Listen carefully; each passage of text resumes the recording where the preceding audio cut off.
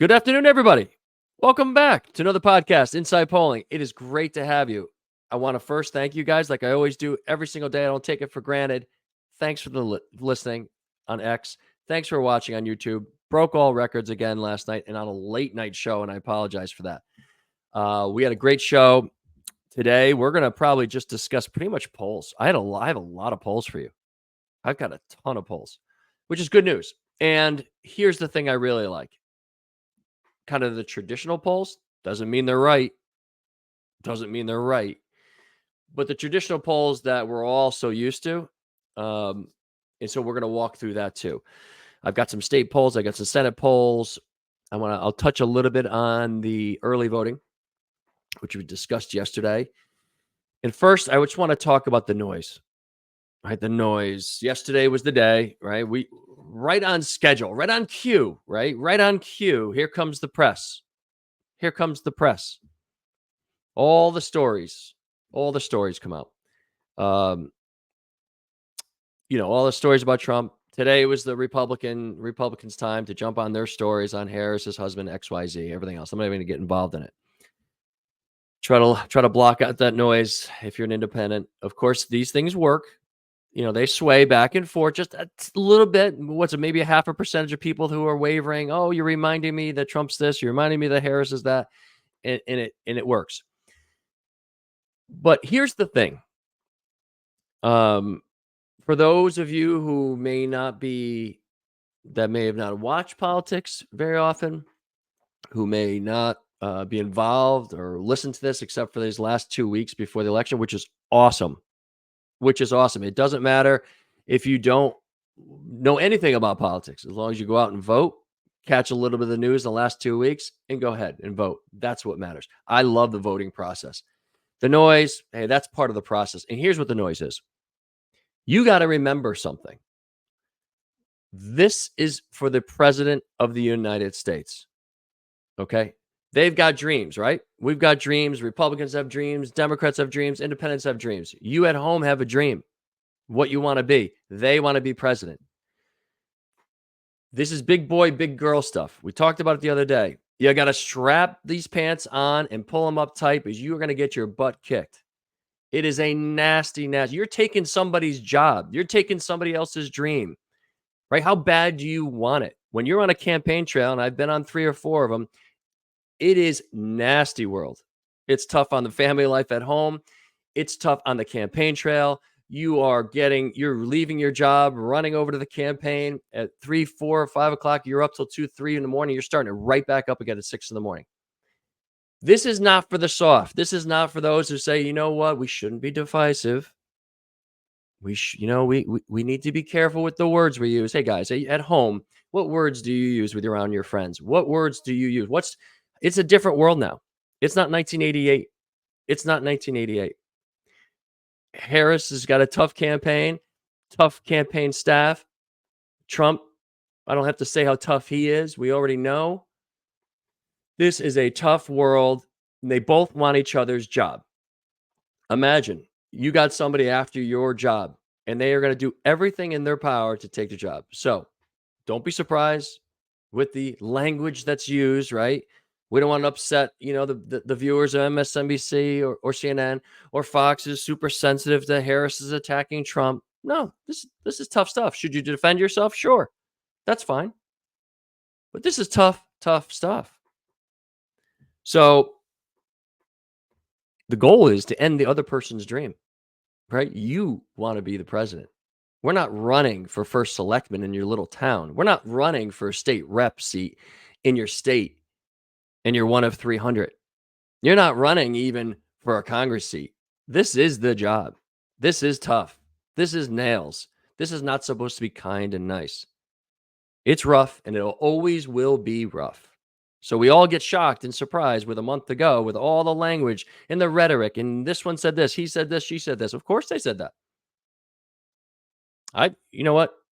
My belief is the press creates most of it, right? They're the ones who write it. They're the ones who let it out. Matter of fact, let's do something. Let me pull up my phone. Let's go through Fox here and see what their headlines are. What time is it right now? It's 12:30 East Coast. Okay, here's Fox. New report exposes Biden Harris admin's quiet move that allows migrants to stay in the U.S. Uh, Jordan subpoenas Biden Harris admin cost for housing illegal migrants. Next article. Former FBI agent believes number of Venezuelan gang members in America is in the thousands. Next one. Architect of Obama victory delivers harsh take on the VP Harris town hall performance. Next one. Harris struggles to answer direct questions. Next one. VP pressed on the past 4 years, but response leaves critics even more confused. Next one. Anderson Cooper grills Harris for backpedaling or calling the border to the wall. Right. Let's go to MSNBC. Okay. Top thing. John Kelly's October shock should disqualify Trump. Next one. Republicans try and fail to defend Trump from Kelly's comments. Next one. Trump's former Pentagon chief suggests Trump has earned the fascist label. Next one. Video shows MAGA activists saying Hispanic sounding names could be suspicious to voters. Next one. Supreme Court has a chance to impact swing states with RFK's appeal. Next one. GOP's pre election litigation tactics are aggressive and failing. Next one, Beyonce expected to perform Friday in Houston at Harris's first Texas. Next one, Kamala Harris got endorsement from a key group of rural voters. Next one, how Kamala Harris' final pitch for Latino voters is really playing out. Next one, Rudy Giuliani got what he deserved. Next one, what it means that Trump's reportedly considering Aileen Cannon for Attorney General. I mean, anti-trans attacks take center stage in Trump's closing pitch. I mean, who's spreading? Who's spreading the information? This is tough stuff. If this is tough stuff. Okay. So imagine you're running for this. You got to buckle it up and you can't be sensitive to what people are saying because everybody's saying something. And now with social media, everybody, including myself, is now what? We're just big mouth talkers over here. Everybody can say anything. Now, more importantly, let's get to what do I want to call it? These polls came out. I got a Bloomberg poll. Now remember, this is Bloomberg. This came out late, so I missed it even last night because it came out really late. And I'm going to read you the polls first. I'm not going to do what I normally do. And when I first read it, I got tricked. And this is the problem with polls. This is the problems with press and polls. This is the problem with the news and polls. And this is how the person at home reads them. Ready? Here we go. Georgia. Now remember, these are just all Bloomberg polls, so I'm not going to mention who it's from. Georgia, Trump +2. North Carolina, Trump +1. Pennsylvania, Harris by 2. Wisconsin, tie. With Michigan, Harris +3. Arizona, a tie. Nevada, Harris +1. These numbers are fantastic for Harris.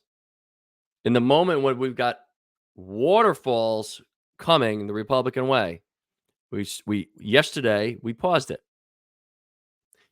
I took a little hit from the Trump people and Republicans yesterday, thinking that I was saying something bad. And of course, that's how it goes, right? If I say that Trump had a good day, the Harris people go crazy. If I say Harris had a good day, the Trump people go crazy. It's fascinating. Even on this show where we're right down the middle, no one could say anything that I say is leaning one way or the other.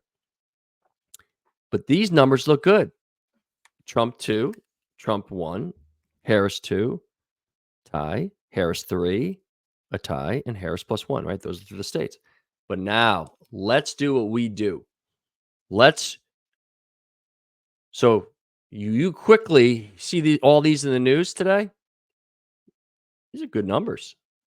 These are good numbers for Harris. Continues on yesterday's good numbers. Let's dig deeper. Georgia was a tie. Now is Trump +2. A gain of Trump 2 points. North Carolina was Harris +2. Is now Trump +1. A 3-point move for Trump in North Carolina. Remember, this is Bloomberg. This is why I'm making such a point. This is not insider advantage. This is not Redfield. This is not Rasmussen. Bloomberg, I mean, we don't need to say what side Bloomberg is of this. election. Pennsylvania, Harris 5 before, now Harris +2. She lost 3 points. Wisconsin, Harris +3 is now a tie in Wisconsin. Harris lost by 3. Michigan, Harris +3 is still a Harris +3. Has not moved in Michigan. Good number for the vice president. Arizona, Harris +3 to a tie. 3-point loss for Harris. Nevada, Harris +7 on the last poll last month. Now a Harris +1. So while we all can be fooled and the public can be fooled, right? So MSNBC and CNN shows these polls, and 95% of the print and the video we watch online is Democrat. You see these polls, great numbers for Harris. These are devastating numbers for Harris. Just as Dems got a little outlook yesterday, this is crushing. This is from Bloomberg. So you can't say it's right leaning, right? Let's just say they're down the middle. The end numbers are okay. It's where they're going. Are they going to continue? Or have they stopped? Or can Harris regain this momentum back? Now, we're talking 12 days, basically 11 days, if you don't want to count Tuesday of election day. And these are devastating. The worst numbers we have read for any candidate so far. So I'll just run you through them again. Here's the end numbers. Georgia, Trump 2. North Carolina, Trump 1. Those numbers look good. Pennsylvania, Harris 2. I'm not surprised by that. Wisconsin, a tie. Okay, I think that's a good number. Michigan, Harris +3. Sure, Michigan is a very tough state. Remember, when we looked at the numbers, Michigan has many more Democrats than Republicans. It's probably the biggest, widest margin there. Arizona, a tie. Okay, I think we all can see that. In Nevada, Harris +1. Okay, that's a good number too, and I think that's legit. But look where she just was. So let's move on to now this morning's polls and take a look there. Let's start. You want to start with some national polls? We'll go there first. National numbers. Wall Street Journal. Traditional. This is national numbers now, which remember, doesn't really mean a lot because Electoral College, for those that you're listening for the first time. But as I've always said, if you are a Harris supporter, you probably want this popular vote to be Harris +2, Harris +2.5, Harris +3, something in that range. So the national numbers, as we've seen them now, decline. Now, they're not going to be super important if, of course, the individual states are just super tight. It may not matter. But the popular vote does bleed into these states. So let's get going. Wall Street Journal, was Harris 1, is now Trump +3. That is a movement of 4 points to Trump on a national.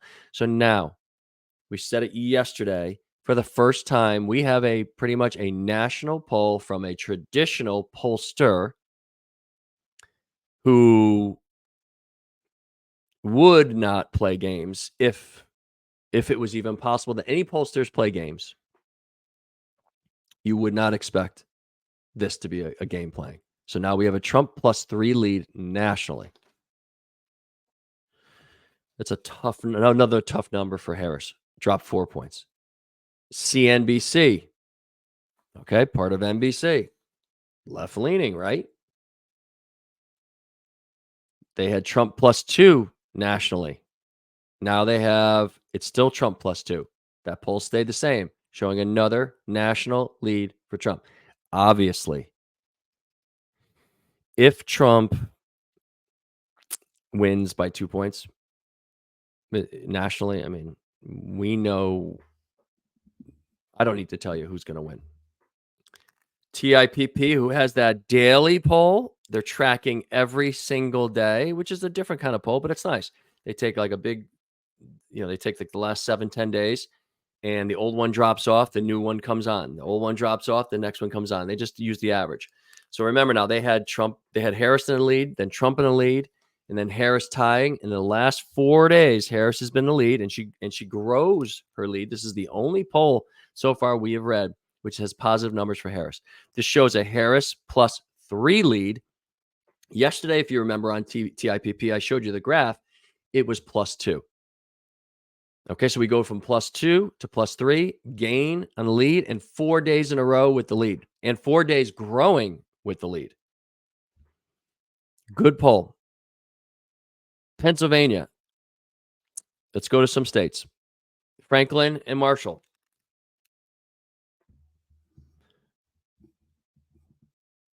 This was a Harris +3, is now a Trump +1 in Pennsylvania. That's a 4-point swing in Pennsylvania. A state Harris and Trump both need. Both need. You know, you see some stats. What's the most important state? Pennsylvania's sitting at like 27%. Imagine that. That doesn't seem like a big number, but that number's huge. I mean, if you just win Pennsylvania, you got a really good shot at winning the election. So here, Franklin and Marshall, we got a Harris +3, just went to a Trump +1, 4-point swing to Trump. Pennsylvania on an Emerson, the same. Trump +1 still there. No movement. Trump +1, Pennsylvania with an Emerson poll. Wisconsin, Emerson again. Last time was a tie. Now it's Trump +1. We're starting to see, as the popular vote grows, the numbers are now leaking into Wisconsin, the toughest state for Trump to gain in so far. And now we go from a tie to a Trump +1. Doesn't seem like a lot, but with this time left, in 12 days is going to become 7 days in a hurry, and then it's going to become 3 days. And a week from now, we're just talking about a couple days. We're talking about a weekend, right? We got a Friday, Saturday, Sunday left to campaign, basically. So another loss there for Harris. North Carolina was Trump +2, is Trump +2. Same, no movement. Emerson, North Carolina, Trump +2. Okay, we're going to go to a Marist poll. Another traditional poll. I have no problem with Marist. Marist in North Carolina was a tie before. It's now Trump +2. Arizona, Marist was a Trump +1, still a Trump +1. Georgia, Trump +1 is now a tie. Trump lost a point there and is now a tie. Harris gains a point in Georgia. Tie race from Marist.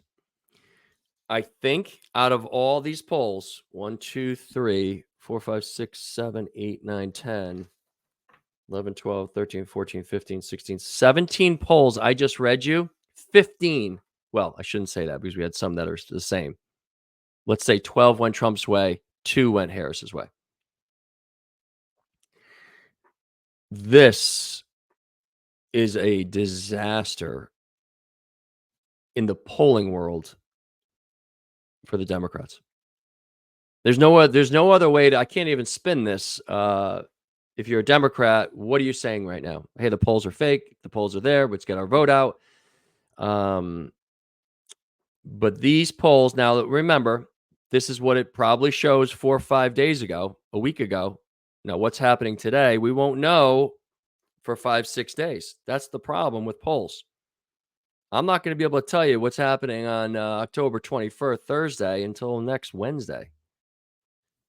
It's always behind, so you never know where the late push is going to be. Like in 16, it all went Trump's way, the late push. Like 2% went, whoop, all the undecided went that way.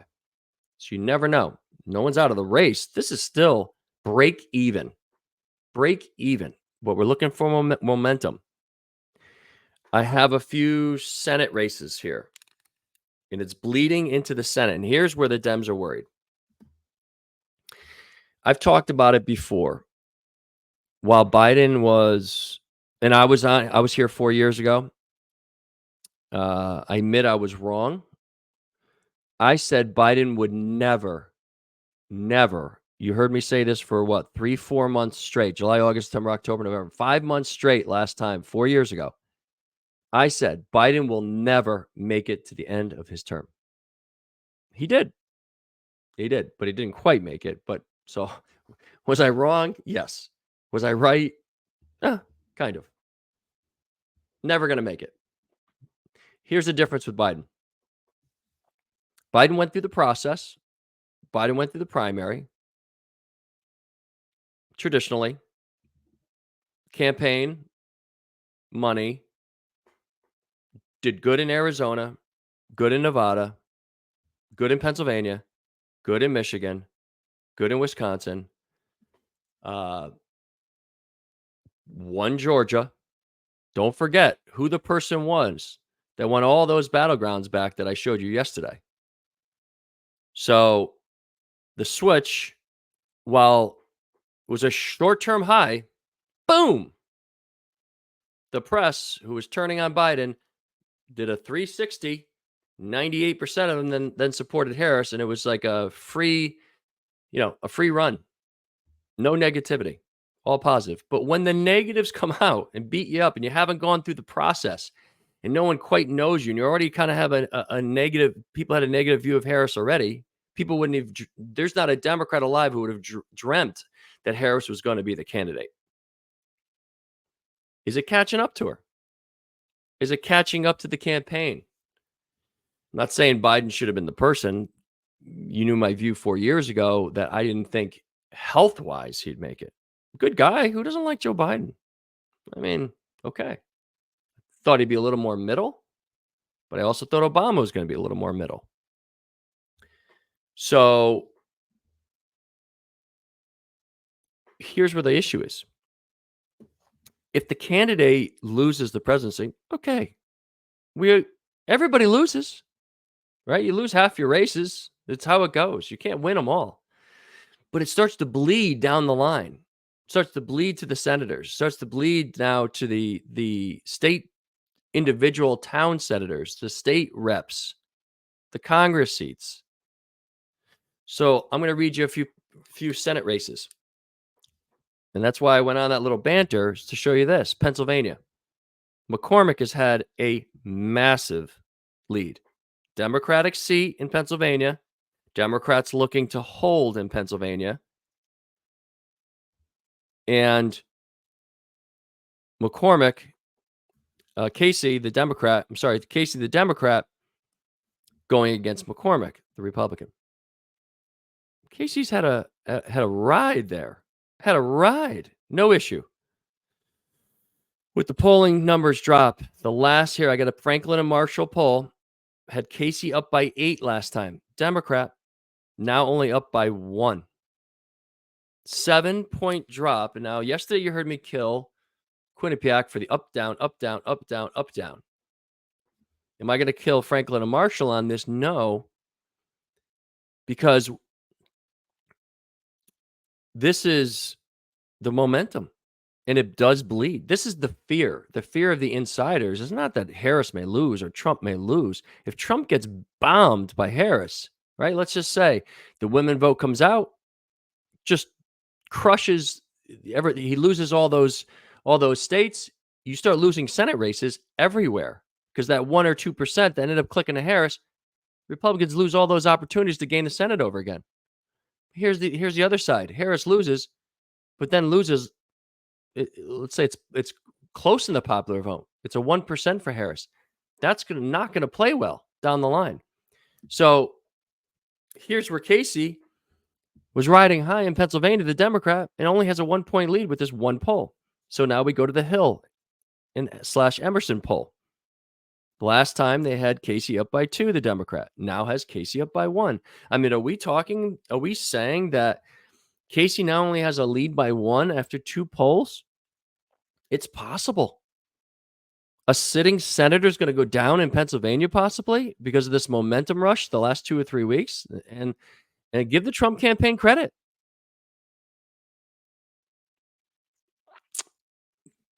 This is a home run. You've got a sitting Democratic senator in Pennsylvania who now they have both senators and the governor, a good governor, Shapiro, and in case he's on the ropes on 2 polls. Woo, that's that's scary. That's scary stuff. So Wisconsin, we had talked about that, right? Our lead days ago was, 4 or 5 all these a week ago when we talked, all of these were 4 points. 4 points. Here's Wisconsin. Baldwin, the Democrat, and it's a Democrat seat. Okay. So Democrats should hold. He's going against Hovde there, who's a Republican. It was Baldwin plus 4 last month on the Hill Emerson poll. It's now a tie. A tie. When we went through the top 10 Senate races out there, these were like, Pennsylvania and Wisconsin were like, number 4, 5, and 6 out of 10. And I thought, Ohio, I told you to watch for Ohio. That was my sneaky one for you guys to watch. And of course, Montana is going to be a brutal race, and West Virginia is going to go Republican, which is the 1 seat. The Republicans need, 2 seats. Well, now you've got Wisconsin on a Hill poll being tied, the senator for the Senate race. Wow.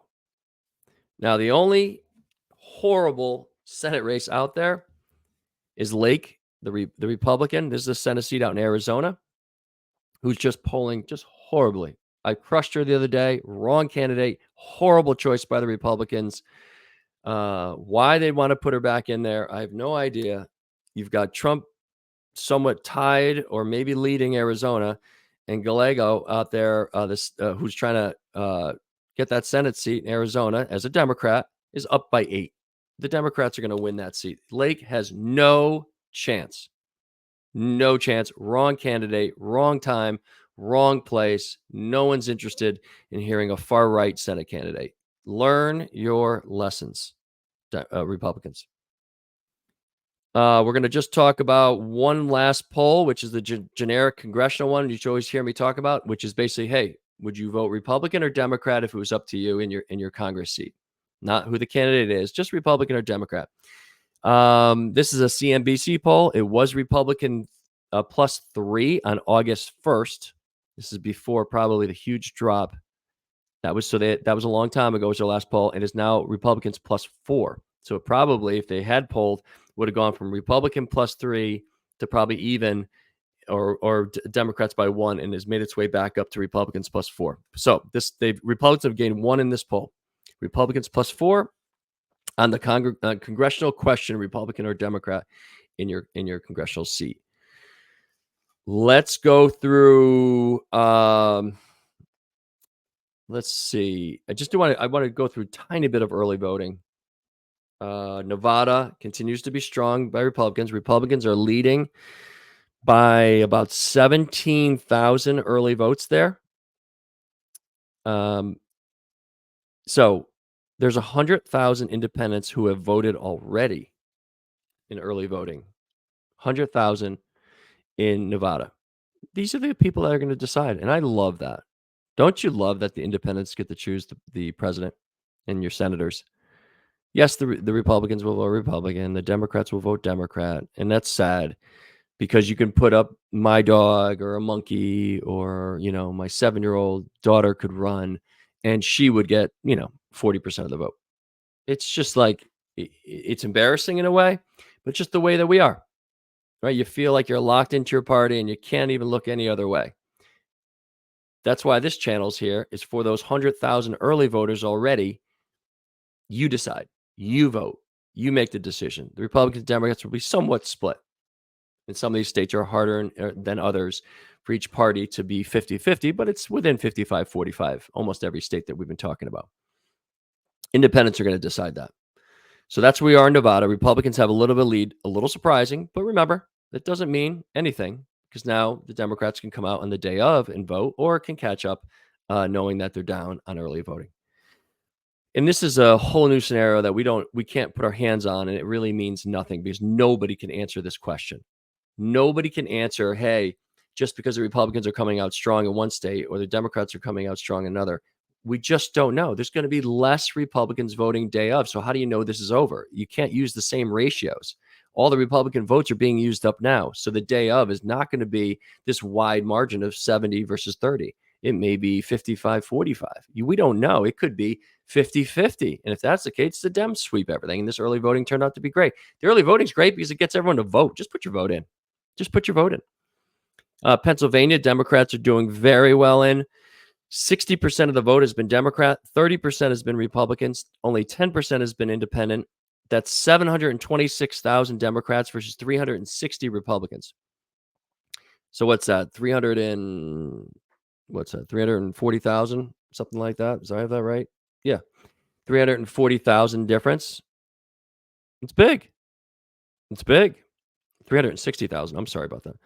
360,000 out of so the Dems have a 360,000 lead if you assume that every Democrat voted Democrat, or 95, and same with Republicans. 95 voted for Trump and Democrats voted for Harris. And the independents right now have 120,000 votes in.